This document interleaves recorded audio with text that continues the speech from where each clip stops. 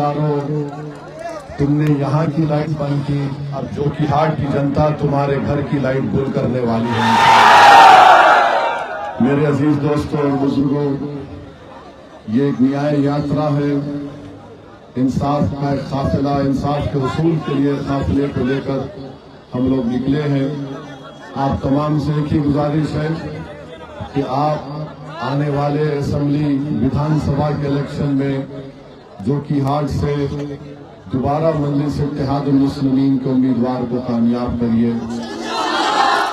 मैं आपको बताना चाह रहा हूं कि पिछले बार आपकी दुआओं की वजह से, आपकी वोट और मेहनत की वजह से अल्लाह सुब्हानहू व तआला ने मजलिस के उम्मीदवार को कामयाब किया था, मगर उस शख्स ने अपने जाती मफादात की तकमील के लिए अपने ज़मीर को बेच दिया और सीमांचल और जोकीहाट की जनता को धोखा देकर अपने ज़मीन की नीलामी न सिर्फ अपने लिए की बल्कि अपने साथ 3 और को लेकर गए।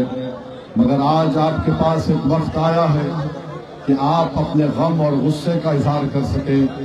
मैं आपसे अपील करने आया हूं कि मजलिस इत्तेहादुल मुस्लिमीन सीमांचल में और बिहार में आपकी एक मुस्लिम क़यादत को बनाना चाहती है।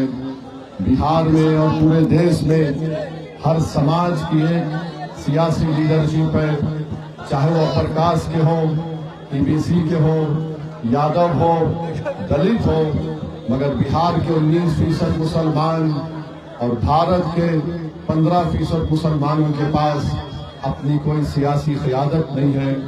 आज हम देखते हैं कि बिहार में और खास तौर से सीमांचल में जो आज नाइंसाफी सीमांचल से की जा रही है, यहाँ पर इस इलाके को बिहार का हिस्सा है, मगर ऐसा लगता है कि बिहार की सरकारों ने सीमांचल को अलहदा करके रख दिया। ऐसा लगता है कि बिहार में कोई पुरसाने हाल नहीं है। मेरे अजीज दोस्तों और बुजुर्गों, हम आपसे अपील करने आए हैं कि जब विधानसभा का चुनाव होगा या आप मजलिस इत्तेहादुल मुस्लिमीन के पतंग छाप निशान पर बटन दबाकर वोट डालेंगे, आप वोट डालेंगे, आप अपने घर के माँ बहन को, अपने तमाम इज्जतदार खवातीन को लेकर वोट डालेंगे। मेरे भाई, दुश्मन कोशिश करेगा, जो लोग गद्दारी करके आपसे गए हैं वो कोशिश करेंगे, आपको पैसा भी देंगे, आप जरूर उनसे पैसा लेना छोड़ना नहीं, उनका जरूर लेना, उनसे लेके जेब में रख के बोलना और फिर आगे बढ़ के बोलना। ये काम आपको करना है। उन्होंने आपको धोखा दिया, आप अगर वो पैसा देते बराबर लो। ये बहुत पैसा कमाए गरीबों का खून चूस कर, ये सीमांचल की जनता को गरीब रखकर अपनी तिजोरियों में इजाफा किया। मेरे अजीज दोस्तों और बुजुर्गों, मिल सके, बच्चों को स्कूल मिले, हमारी बेटियों के लिए कॉलेज मिले, इस सीमांचल में यहाँ पर एम्स बने, यहाँ पर पटना हाई कोर्ट की एक बेंच बने, यहाँ पर रेलवे स्टेशन बने, यहाँ पर रेलवे ट्रैक डाली जाए, यहाँ पर पुल बने, ये सब काम करना है। आप जानते हैं कि जोकीहाट में क्या रोड है या नहीं है? इस शख्स ने 5 साल में कुछ नहीं किया। तेजस्वी उप मुख्यमंत्री थे, उसके पास जाकर तलवे चाट रहे थे। अख्तरुल ईमान एक एमएलए रह गए। अख्तरुल ईमान ने अपने विधानसभा में 800 करोड़ के काम मंजूर करवाकर उस काम को भी शुरू करवा दिया। एक 200 करोड़ का एक ब्रिज अख्तरुल ईमान साहब की विधानसभा में अभी तामीर चल रही है। ये गए थे अपने साथ 4 एमएलए को तोड़कर, इनको मिल गए, पैसा मिल गया होगा, मगर इन्होंने अपनी विधानसभा की जनता के लिए कुछ काम नहीं किया। तो बहरहाल मेरे अजीज दोस्तों और बुजुर्गों, हमको मुत्तहिद रहना है और हम नरेंद्र मोदी को और अमित शाह को भी पैगाम देना चाहते हैं कि खबरदार, सीमांचल की जनता को आप बदनाम मत करिए। मोदी यहाँ पर आकर कहते हैं मोदी अमित शाह यहाँ पर आकर कहते हैं कि सीमांचल में बांग्लादेशी है। मोदी जी, सीमांचल में कोई घुसपैठी नहीं है। हाँ, दिल्ली में मोदी जी आपकी एक बहन है जो बांग्लादेश की जनता ने उसको भगा दिया था, उसको लेकर आइए आप, उसको लाइए। सीमांचल से हम उसको बांग्लादेश का रास्ता दिखाते हैं, चले जाओ यहां से।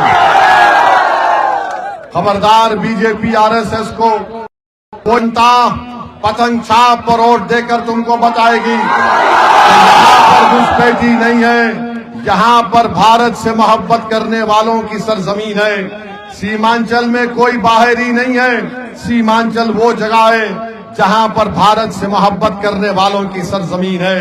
तो सुन लो मोदी आरएसएस, तुम आकर हमको हुब्बुल वतनी का सर्टिफिकेट मत दो। अगर तुमको जरूरत है तो हम तुमको बताएंगे वतन से कैसी मोहब्बत की जाती है। तीसरी बात मेरे अजीज दोस्तों और बुजुर्गों, मोदी, अमित शाह, नीतीश कुमार, चिराग पासवान और कुशवाहा साहब ने एक काला कानून बनाया है वक्फ के ऊपर। इस कानून के जरिए बिहार और पूरे देश की मस्जिदों को छीनने की कोशिश की जाएगी, दरगाहों को छीनने की कोशिश की जाएगी, खानखाहों को वीरान करने की कोशिश की जाएगी, कब्रिस्तान की जमीन पर कब्जा करने की कोशिश की जाएगी। जो वक्फ की जमीन पर काबिज हैं उनको मालिक बनाने के लिए कोशिश की जाएगी।